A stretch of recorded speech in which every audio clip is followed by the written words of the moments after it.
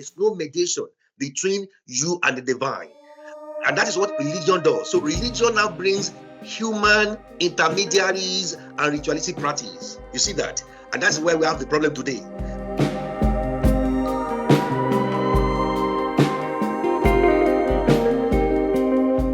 We live in a world where we need to prove things according to the understanding of other people. And most of our reality is actually based on that. And while we are doing that, we are losing our own way of life. So that seemed like a challenge for me, at least from the way I'm seeing it. That we have two kind of practices of African traditional religion, the human practices and the divine practices. And due to the fact that we have differential immigration from the north to the south, that reality is presented in many different ways. Now, the core idea is the same, that reality is spiritual and not material.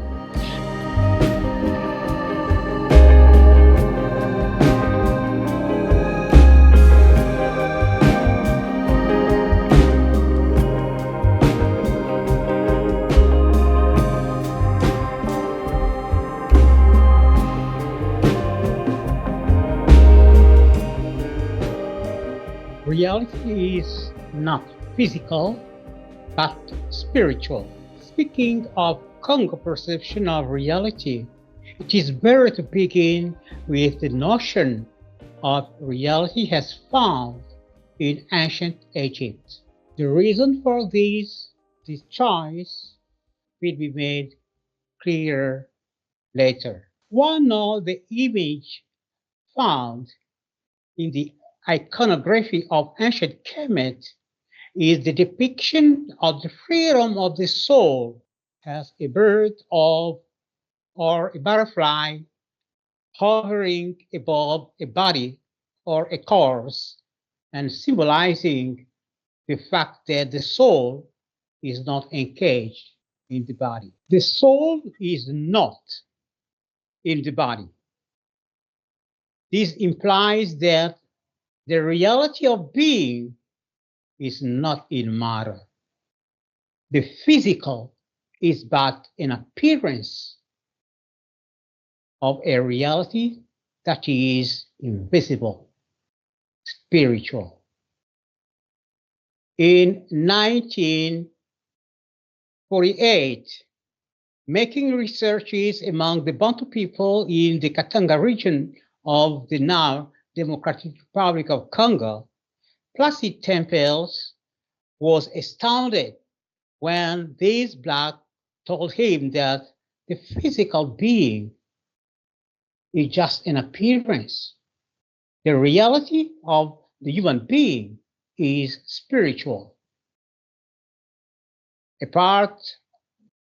part of the Bantu concept, the Congo culture with this notion of the reality of being as spiritual is as part of the Bantu concept, the Congo culture agree with this notion of the reality of being as spiritual and not material.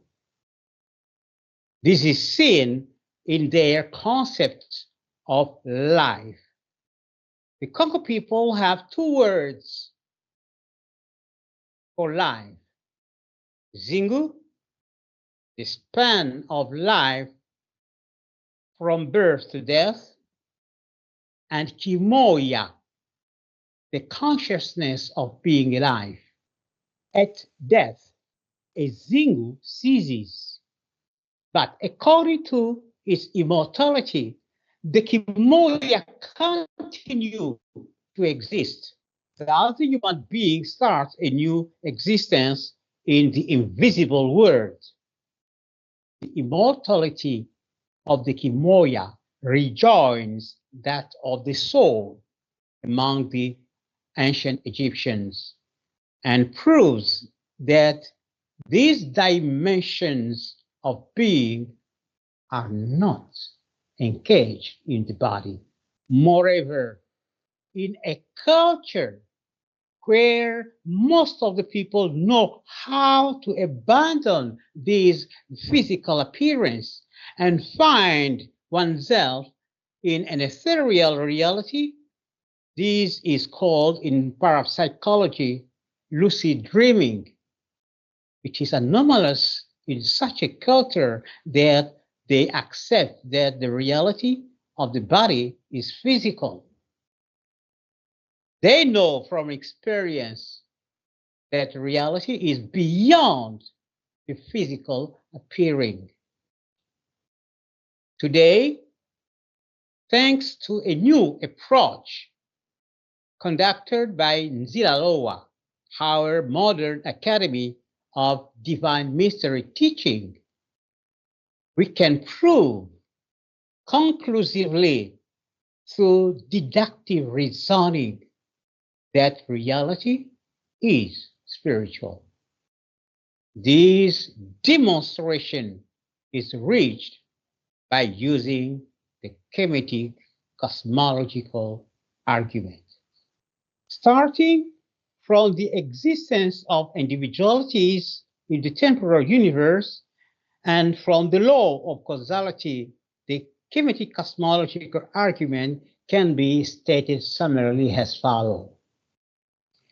The individualities included in this temporal universe confirm its individual nature. Being an individual entity, this temporal universe is, according to the law of causality, the effect of an individual cause. In the presence of infinite possibilities, the infinite possibility of existence, there are other causes that might have not yet created their respective universes. Thus, we have potential and effective causes. Here, I introduce an hypothesis just for the sake of brevity. The hypothesis is this one. Every creation exists in its creator. Capitalizing on this hypothesis, there is an entity that includes all the above deduced potential and effective causes.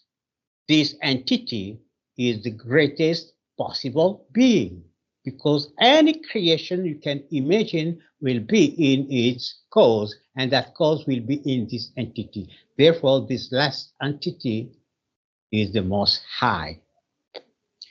The Most High must be absolutely immutable and indivisible. If she were not, there might be a principle of his immutability and divisibility. And according to the law of causality, such a principle must be greater than the Most High, which is greater than the greatest possible being, which is impossible. Thus, the Most High is absolutely immutable and indivisible. Every cause and every child of God, every cause or every child of God expresses an individuality included in the Most High. However, the Most High is indivisible.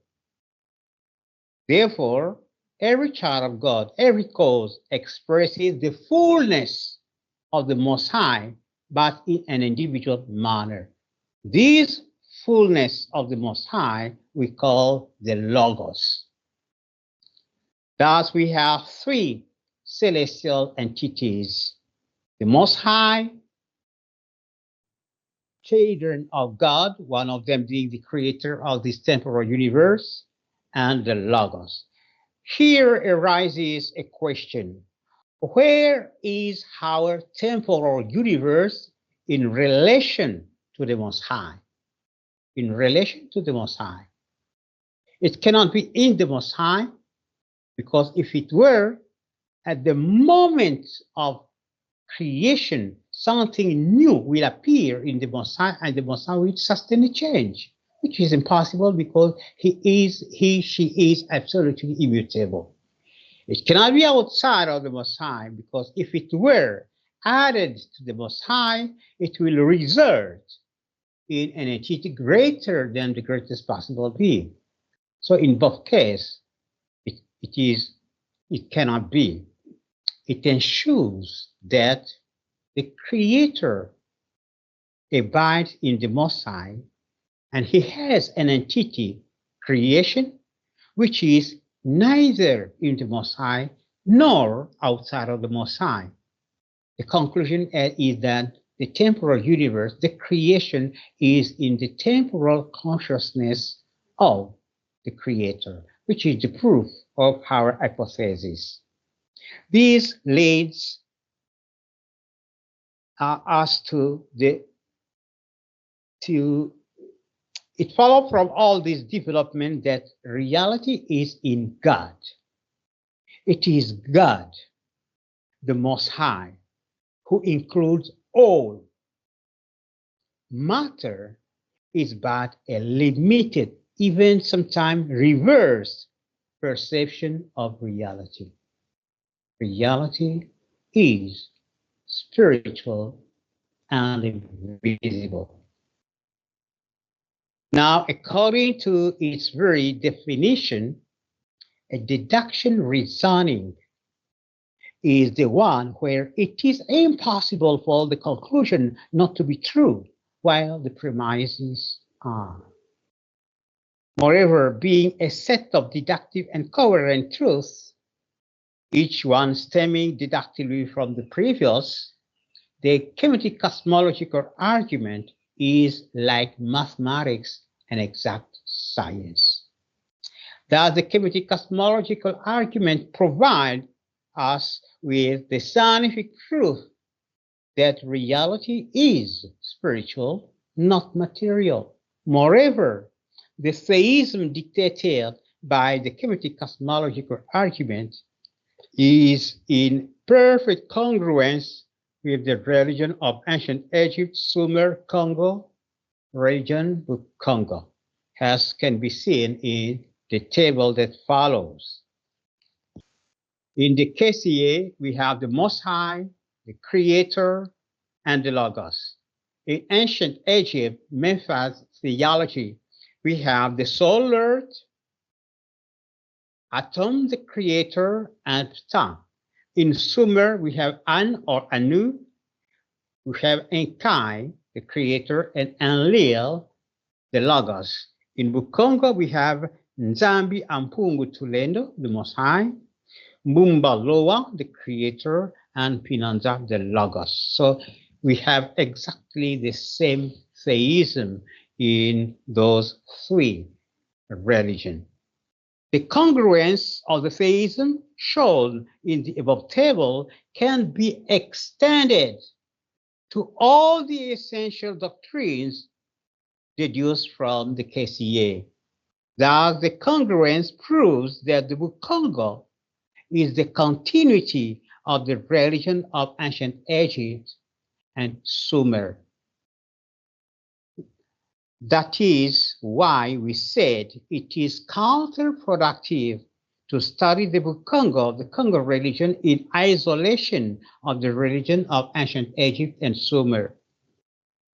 In conclusion, the notion of the freedom of the soul from the body sustained in ancient Egypt and in Sumer depicts also the Congo perception of reality as being not physical, but spiritual. This truth can today be scientifically established thanks to the Kemetic cosmological argument. All right. Thank you so much for that. We appreciate that. We really appreciate that. Of course, I've written down the question I would like to ask you. But before we get to that, it's time for Professor Oluwafemi to deliver his lecture. Then we will pick it up from there. Good morning, everyone, viewers across the globe. Welcome to this special edition of our book, for our podcast. Today, we are looking at the very concept of reality from the indigenous Ifa spiritual psychology of the Yoruba people. Yoruba people is one of the largest tribe in the western part of Western Africa that transcend beyond more than 4 countries. And so today I will be looking at the very indigenous knowledge of reality according to the Ifa's theological approach and perception.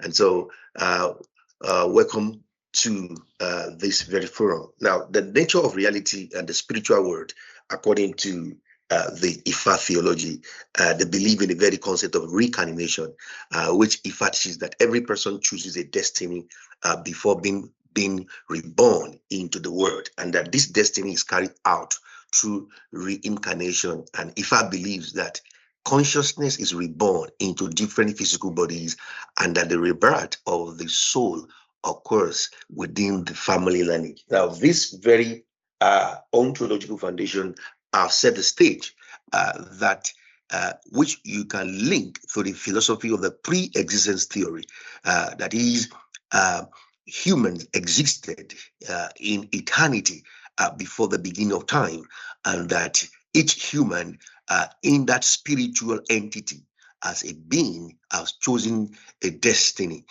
before they were born into physical consciousness, and therefore the whole entire existence of humanity, according to Ifa theology, it is spiritual that actually leads to the physical existence. And the Ifa theology laid the physical existence in terms of biological existence. So it says that consciousness is reborn into different physical bodies, and the soul, of course, within the family lineage. And so that sets the stage for the nature of reality and consciousness according to the Ifa's theology. Now, Ifa teaches that everything in the universe has some form of consciousness, or what is called Ori, and each person is incarnated by a specific Odu, which is an energy pattern that determines the person's personality and character, quote and unquote.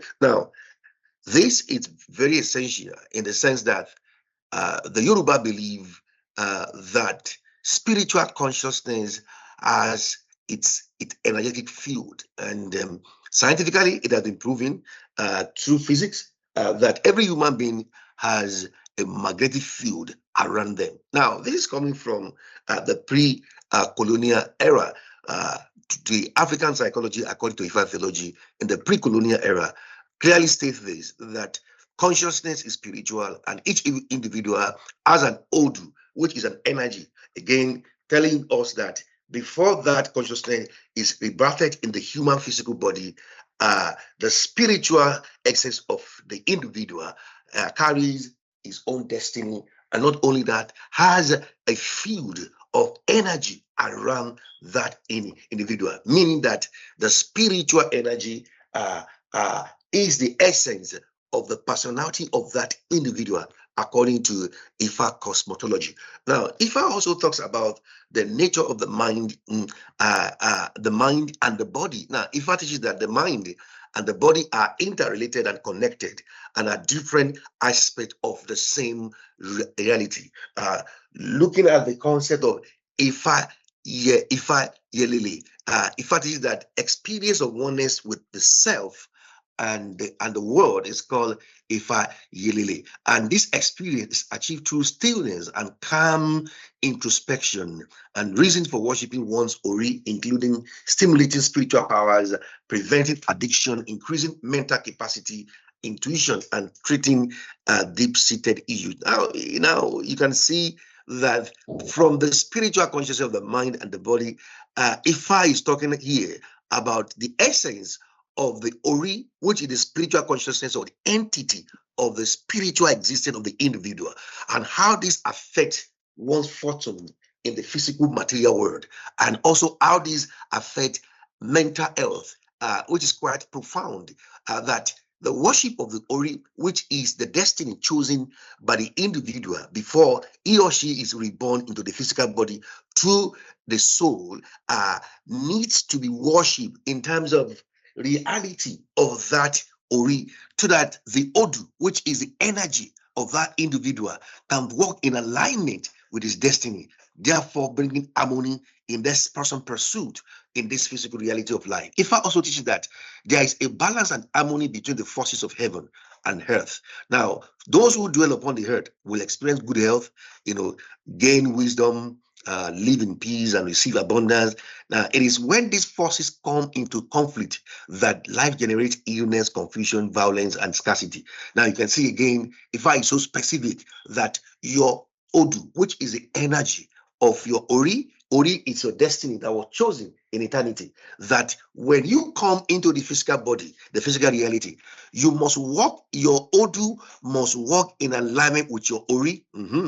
That whenever your Odu, which is your energy, is not working in alignment with your Ori, there is going to be illness and confusion and scarcity. There's going to be an imbalance. So again, it tells you that if I believe that the spiritual control the physical, because your Ori is your destiny that was chosen in eternity, that is in the pre-existence era of human existence, that is in eternity before the beginning of time. Your Ori was chosen. Then the Ori gave birth to your soul in the physical body with the energy of your Odu around you. Now, what that's imply is that individual must work in harmony with their Ori and the Odu.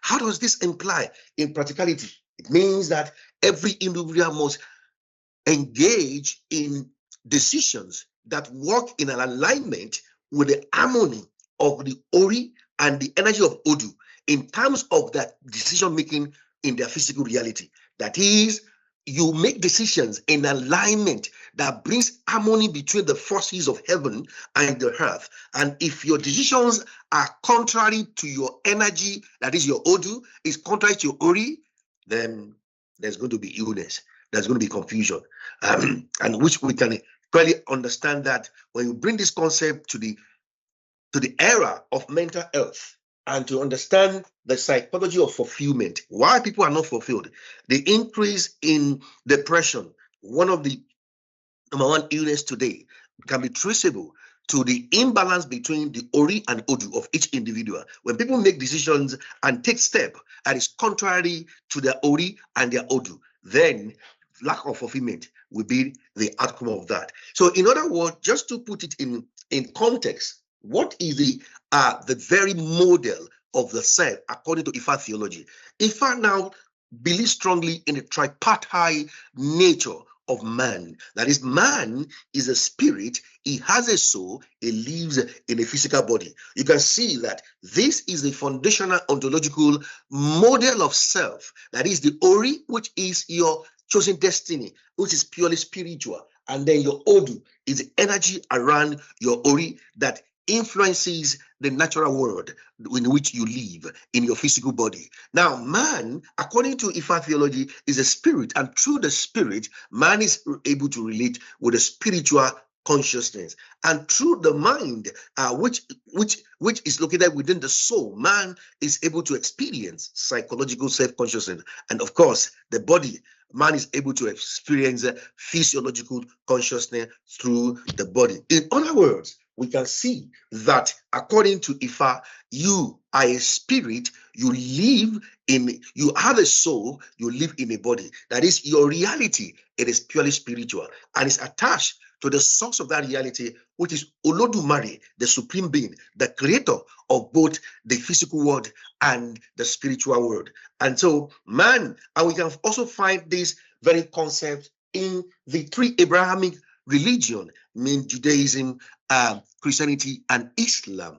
That establishes the very concept of the reality of the spiritual realm. We can see from the Ifa theology and also from the Judaistic Christian traditions and the Islamic theology that there is a spiritual realm, and man communicates with the spirit realm, with a spirit, And also, man also have influence from his spirit into the soul during the mind, and then the soul has influence upon the body. So Ifa has established the very essence of the spiritual realm, which is the reality that controls the physical existence of humanity. There is a spirit realm, and your Ori, which is your destiny chosen by your spirit, exists in the spirit realm.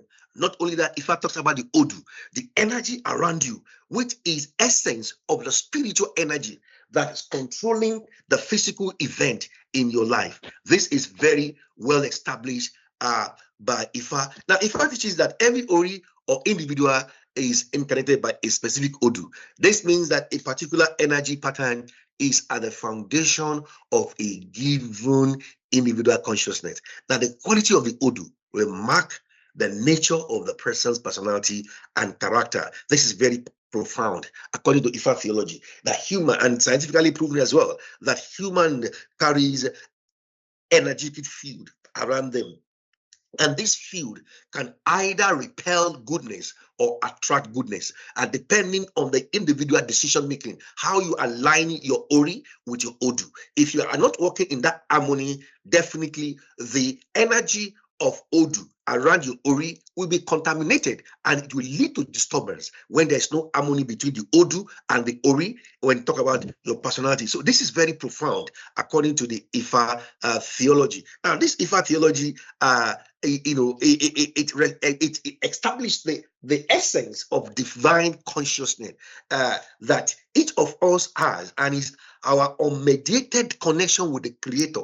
Now, your Ori, which is your mind, is divine, and there's a divine being situated on top of your neck. Now, the Ori is your head. Ori means head there. Your Ori is a symbolic that your head is your divine, mind that is connected with the Creator and is unmediated. That is, you have a direct link to the Creator. You can see that from this picture again. The man's spirit is directly connected, unmediated. That's a very key factor when we look at Ifa theology of reality.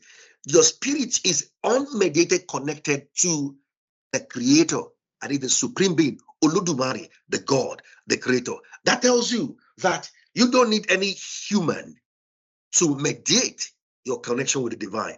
I believe that is very liberating according to Ifa theology there. And the principle of Ori, for the Yoruba, Ori is believed to be not only the bearer of destiny, but also to be the essence of human personality. You see that? Which rules, control, and guides the life and activities of the person. That is the body and Emi, the life-giving entity. You can see this is so profound that the Yoruba believe that your Ori, which was chosen in eternity before you were formed in your mother's womb, is actually the most dominant factor that rules and control and guide your activity in life. And if you are not working according to your Ori, there's going to be disharmony between the forces of heaven and your life here on earth. And that is very important. And that's why the key takeaway here, according to Yoruba belief, our destiny and success in life are determined by the Ori, the inner air, that we choose before coming to this earth. This is fundamental. And it's interestingly, we find the same concept in the three Abrahamic religions, Judaism, Islam, and Christianity. That is, man have chosen his destiny before coming to this earth.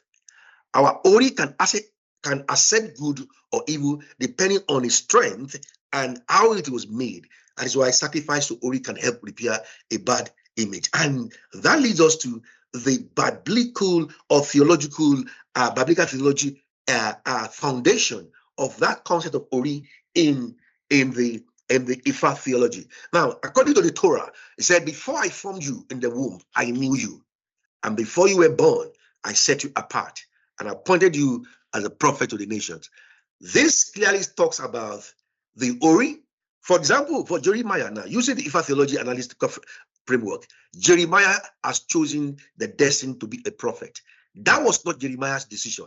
And that principle is eternal to every created human being. That is, we all existed in eternity, as a spirit in God before we were formed in our mother's womb. And that we've chosen our destiny before we got here.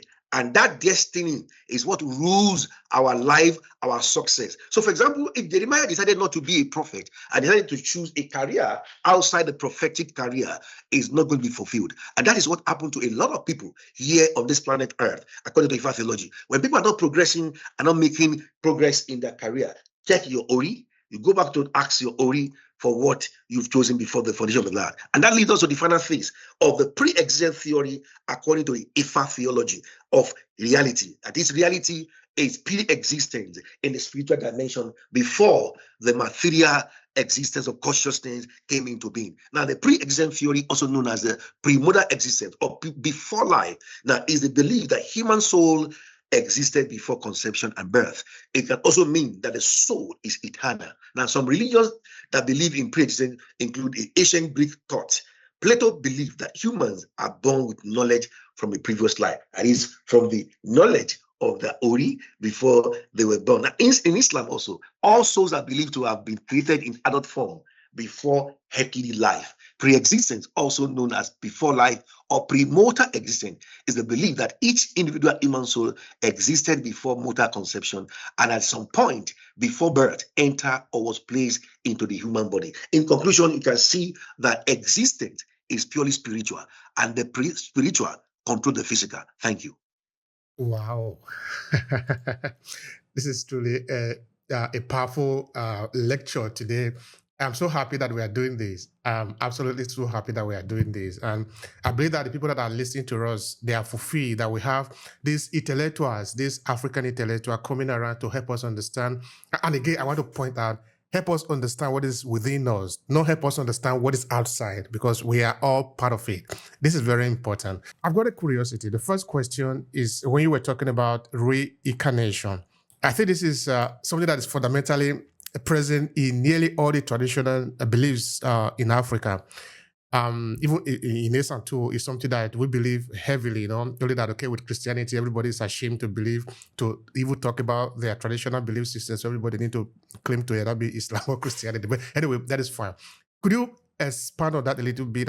Because now, where I'm directing my question is about the application, the importance of the world that we are living in today. Because you're an expert on mental health, helping people to be able to heal themselves from the challenges of the time. Now, when we talk about reincarnation, how much importance would that place on somebody who is probably suffering from mental health today, who is looking for a succor, looking for a kind of a solution? Thank you so much for the question, because according to Ifa theology, your Ori, which is your destiny, was chosen. And that Ori is not reincarnated into your family lineage. That is, with what that simply means is that you now pick up your physical body through your mother's womb. It's like you are reintroduced into the human lineage. So you are a spirit. You are choosing your destiny. You are a spiritual entity in the pre-existence era, that is in timelessness, in eternity past, and then you are reincarnated into the human body. So your fullness of who you are is a spiritual being that now pick up a physical body in your mother's womb. That is what it's saying. Not that you die, you came back again. It's talking about the soul, which is very eternal, according to Ifa theology, is now reintroduced and pick up the form of a human body in the womb of the mother. And then that talks about your lineage. That's why you are coming through a lineage, and that's the establishment of an ancestral lineage in that question. Now, how does that relate to mental health? You've chosen your Ori, and it comes with Odu and energy around you. If you make any career choice outside your Ori, you will not be fulfilled. Thank you.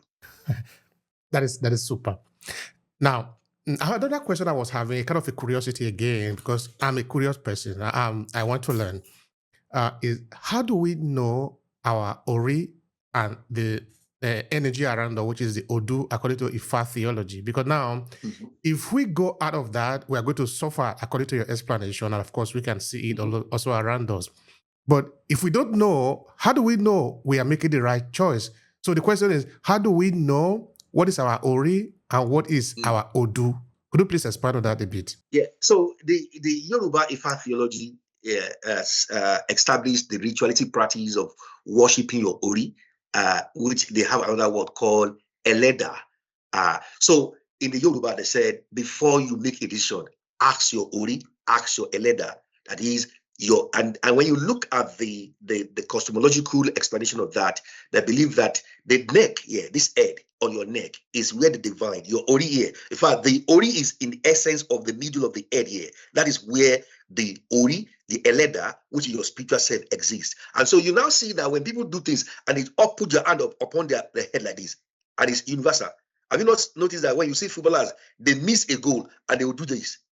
That tells you, even white people is a universal thing, because it is natural for us to touch that head. That is your ori. Oh, I missed this. I missed it. Now, what does that imply?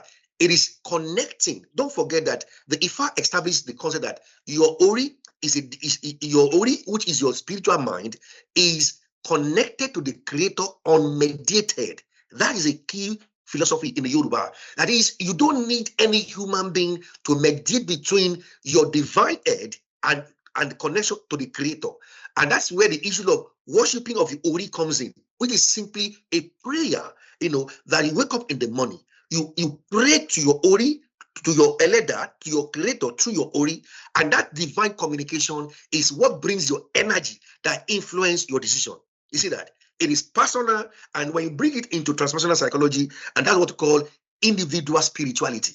That is what Yoruba is establishing there. Thank you. All right. Thank you so much for that. I appreciate that. Okay. Now we move to Dr. Kiatezua, because I've got some couple of questions to you too. So thank you so much, Dr. Kiatezua, for your lecture. It's really a very beautiful one. You see, one thing that I'm also seeing here that I'm confirming, or actually that you are confirming for us, is that African spirituality is not in contrast. Because now you are explaining reality is spiritual. So Professor Oluwafemi is not actually contesting that. It's actually confirming that, if anything. And Yoruba and Congo are too far away as two countries, are two culture, are two civilization, but they are confirming the same thing, which is something that is beautiful about us now. In fact, I remember that I did do an episode with you where you talk about the unification of African traditional belief system, that anywhere you go in Africa, the belief is the same. The interpretation is the same. Sometimes we might have a little bit interpretation that might be slightly different sometimes, but at the end of the day, we are essentially the same people. We have the same understanding about the concept of life. So I want you to, first of all, revisit that part again for me, because now we are having an understanding that reality is spiritual, seen from the point of view of Ifa theology, which is part of the Yoruba tradition. And we're also seeing that from the Congo religion, and they are saying the same thing. Why is that the case? Could you say anything about that, sir? We all came from the same background, which is ancient Egypt and Sumer. And at that moment, Africa had the same religion. And when we read the ancient Egyptian text, we found that they were insisting on the fact that soul is not in the body. And what does it mean? It means that reality is not physical. And I've written texts where I show that for the Congo people, the physical being is just an appearance. And I read a piece written by a Yoruba scholar insisting on the fact that for the Yoruba people, the visible human being is just an appearance.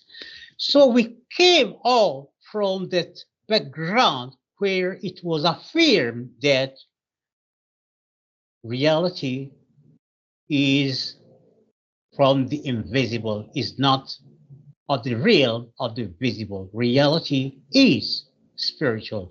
Now, due to the fact that we have two kinds of practices of African traditional religion, the human practices and the divine practices, and due to the fact that we have differential immigration from the north to the south, that reality is presented in many different ways. Now, the core idea is the same, that reality is spiritual and not material. Now, the Grecian student, the philosopher of antiquity, when they went into Egypt, they did learn this. They did learn that reality is spiritual and soul is not in the body. Unfortunately, when they went back in their nation, when they went back in Greece, they realized that it could not work with their world view. So they began to move away from this conception by stating that, first of all, that, oh yes, the soul was free from the body before the birth, but at the birth, it is attached to the body. And later on, they said, oh, you see, you know, the soul is only an activity in matter. And later on, they did cast the soul from the scientific field, and it became only a process in matter. So it belonged to us to take the reverse and give back to the soul the power that belonged to him. Why the ancient Egyptians were insisting that the soul is not in the body? It is epistemological. It means that knowledge is revelatory. Knowledge doesn't come from the brain. No. When you ask a difficult question to an African elder, he tells you, let me sleep and let the head have a dream. He knows intuitively that knowledge is revelatory.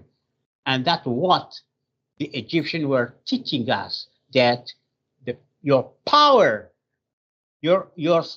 resides on the fact that you know that reality is spiritual and knowledge is revelatory. All right. Thank you so much, sir. Now, I have another question. You see, I was asking Professor Oluwafemi just now to tell me what is the implication of understanding this, because he is from the a field of mental health. He helps people with mental health. And so how does understanding this apply to those people? He explained that. Now, I want to ask you the same question. We are talking about understanding that reality is spiritual, it's not physical. So what important does that mean for us? Why is that? Why do we need to know that today in Africa? In our day-to-day life, we have to know that we are a solar civilization, getting away from a lunar civilization. What I mean by the solar civilization is a civilization where reality is perceived as being spiritual and not material. And we are being engaged in a civilization where reality is believed to be material and not spiritual. Let me give you just a little example. My nephew was shot by a gang and was left with a double fracture of the femur. We went to the Western expertise. We realized that it will cost us more than $10,000 for the case to be completely healed, which we could not afford. So we resorted to African traditional orthopedist. Let me tell you this, the case was healed in 5 days. In 5 days, double fracture of the femur, completely healed. Now, when I mentioned this in a scientific paper, voice arose from Chad, from Nigeria, from Ivory Coast, South Africa, Cameroon, telling me that we have the same here. So the problem is what? We do have the technology. We can heal the bones. Unfortunately, the World Health Organization will tell us, prove this through our paradigm, which is that reality is material. We can do, because for us, reality is spiritual. Yeah. So you see, our science, our technology is denied by a paradigm which is not really, cannot prove its basis. Not a scientist, not a scholar in the West can prove to us that reality is material. Today, thanks to the Kemetic cosmological argument, we can prove that reality is spiritual and not material. So you see, it is very important for defending our science and for defending our technology. We don't need to prove their validity in the Western paradigm. No, we have to prove it in our paradigm, which insists that reality is spiritual. Now we have a challenge there in that we live in a world where we need to prove things according to the understanding of other people, and most of our reality is actually based on that. And while we are doing that, we are losing our own way of life. So that seemed like a challenge for me, at least from the way I'm seeing it. Or maybe I'm wrong, in that we are trying to prove things according to the Western idea of life, which is that life is material. That if you cannot prove it according to them, it doesn't exist. If we have a different reality of life, this different reality of life, is that the way that we live today in Africa and within African reality? It is a challenge for all of us because what happened is what? When the white people came in Africa, it is not that Africa was a void. No, we had our school system. We had our sanitary system. We had our religious system. It is proven that the city of Benin was a higher than the city of Lisbon. It had stronghold protection. When the white people came, the first thing they did was to destroy everything. And after destroying everything, they came and told us, we didn't have nothing. We didn't have no history. So we came here in order to bring to you civilization. So we have been brought up with the false notion that civilization equals Europe and that reality is material. So it is a challenge for all of us to see beyond that cage in which we are being put by the Western civilization. Reality is spiritual, not material. Thank you so much. Okay, as I'm moving towards the conclusion of the conversation, the question I would like to ask you now is, how do we go back to help the people understand, mostly the people of Africa and the people of African descent, to understand, to have this understanding that reality is spiritual, is not physical? Because Oluwafemi was also talking before, saying that actually the spiritual control the physical. So if we understand this, that the spiritual is actually bigger, the reality there is actually bigger than only the small manifestation that we see in the surface, then our understanding, our approach to life will change. So the question therefore is, how do we help more Africans and people of African descent to understand that reality is actually different from what they are being preached in Western paradigm? So what are the solutions? Help me understand that, sir. We have to do the same they did after studying in our schools. After studying in our school, they did learn that reality is spiritual. They did learn that soul is not in the body. But when they returned back home, they used philosophy in order to move away from that paradigm of us and affirm that soul is only an activity in matter. So we have to do the same. We have to use, for example, the Kemetic cosmological argument, which is a scientific proof. I had a trouble once with a teacher in Canada who was upset by the fact that I affirmed that I stabilized my car by praying because it was having breakdown every moment. And he was astounded by this. You stabilize your car by prayer. What do you mean? What kind of philosophy do you read? What is matter for you? I told him, hey, I have the answer for all those questions. But what interests me is the question you don't ask, which is behind those questions. I told him, that you cannot prove that reality is material, which is the base of your reasoning. My base of reasoning is that reality is spiritual. I can prove this through the Kemetic cosmological argument. And I ask him, now tell me, who is going to justify himself, you or me? And the debate stopped. The debate stopped because he realized that if I can prove that reality is spiritual, then he has no ground to tell me to gainsay what I was affirming. So we have to use what we have now as the modern tools. We can prove that reality is spiritual, and we can prove it by using deductive reasoning, which is the reasoning of an exact science. I tell you that when it comes to religion, we have the majority of people practicing religion in the human in the human practice. This is not a way of disparaging things. No. You have a minority which is in the divine practice. We always had two, the majority in the human practice and a minority in the divine.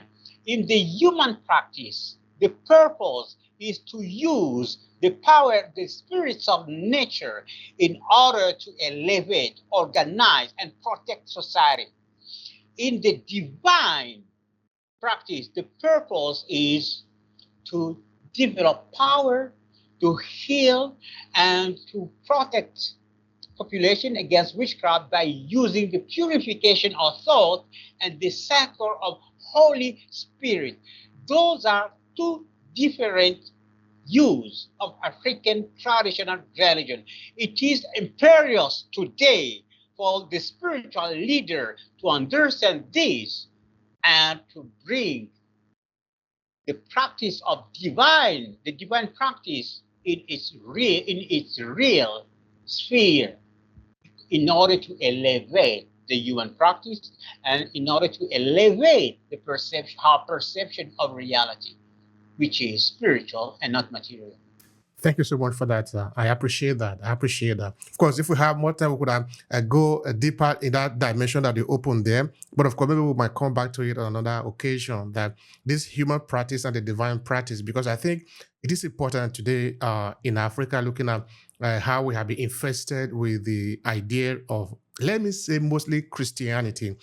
Because Islam, they're still a little bit more unified in their approach, and it's easier for them to sort of be able to organize. But in Africa, in Christianity, there is more confusion. If you go to streets in Nigeria, in one street, you will find up to 3 to 4 churches in one street. And some of them, I don't want to take all that argument for now. But it's really quite disturbing what is happening there. So if we were to help them to understand this 2 dimension, it will go a long way in helping the people to understand why they even need to pray and what they need to pray for and the rest of that. But that is an argument for another day. Now, how can people find you, and what will be your final thought before we move to Professor Oluwafemi? People who need to find me, they can find me in my YouTube channel, which is NZIL'ALOWA 1. So they can find me. So the YouTube. I'm also present in Facebook. So my final thought is that it is time for Africa to awake.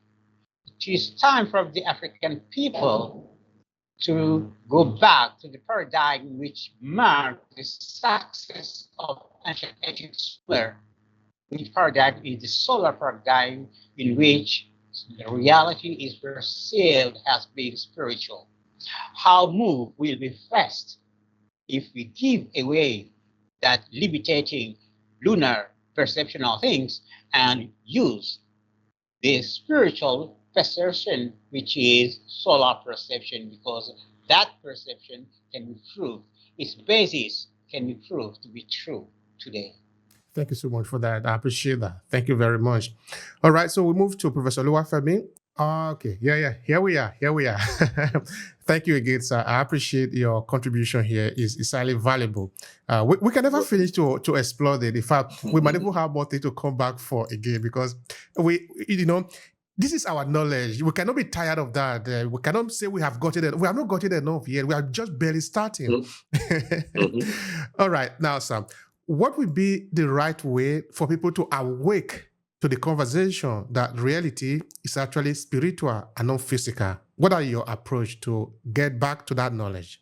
Yeah, I mean, it's about the concept of individual spirituality. Yeah, which is the essence. If you look at what Ifa says, that your divine head, your Ori, which is your head on top of your neck, is connected or mediated to the Creator. That is fundamental. It is connected or mediated to the Creator. Now, if you look at the Jews in Judaism, they say, "Ye are gods and the children of the Most High." That is also unmediated. There's no mediation between you and the divine.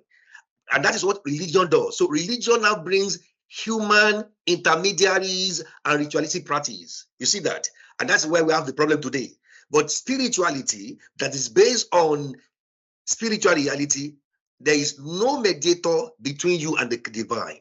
Wake up in the morning, put your hand upon your head and speak to your elder, and then you communicate with the divine. Thank you so much for that. We are giving people the power. You don't need anybody. You already are. If you are alive, you are connected to your divine. You are rooted on the ground, Yes. and you are connected to the entire consciousness. There is nothing between you. You don't need anything. You don't need certificate. You don't need qualification. You don't need somebody to come and tell you that you are already qualified the way you are. That is liberating. That is liberating. Thank you so much for that. You're welcome. Now, how can people find you who want to learn more about you? I mean, thank you. With Obi, with you, they can come to your podcast. We have many podcasts together. YouTube, also Errol London University is our indigenous university, as you know. We have the Faculty of Transpersonal Psychology, which is spiritual psychology, that is based on our indigenous knowledge system. So yeah, people can reach out to us through the university website to learn more about transpersonal psychology based on indigenous spirituality. Thank you. Thank you so much, sir. So how would you like to conclude the conversation? This has really been very in-depth. Of course, I understand that people are going to get a lot of value listening to the whole episode. So how do you want to conclude your final message? Yeah, it's what Doctor has been saying, that spirituality is reality.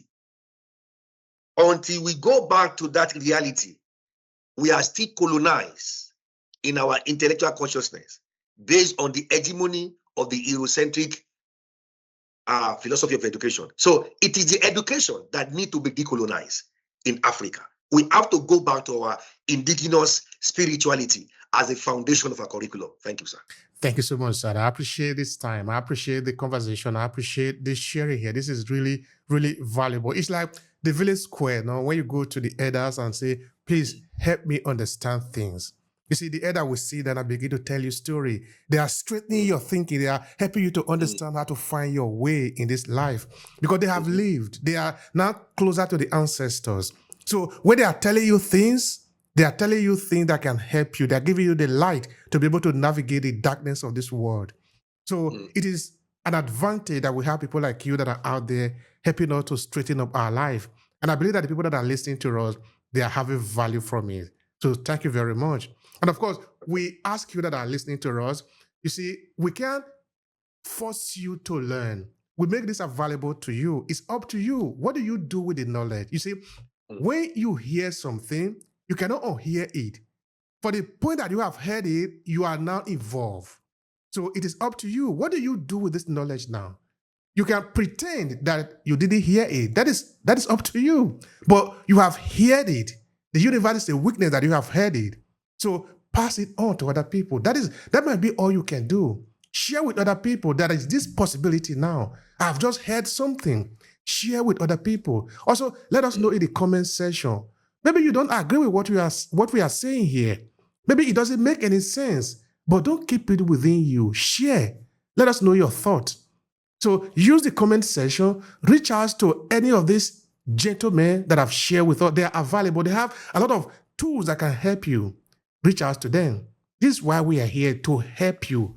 But that is where it ends. We bring the message, it gets to your door. What you do with it from that moment on is up to you.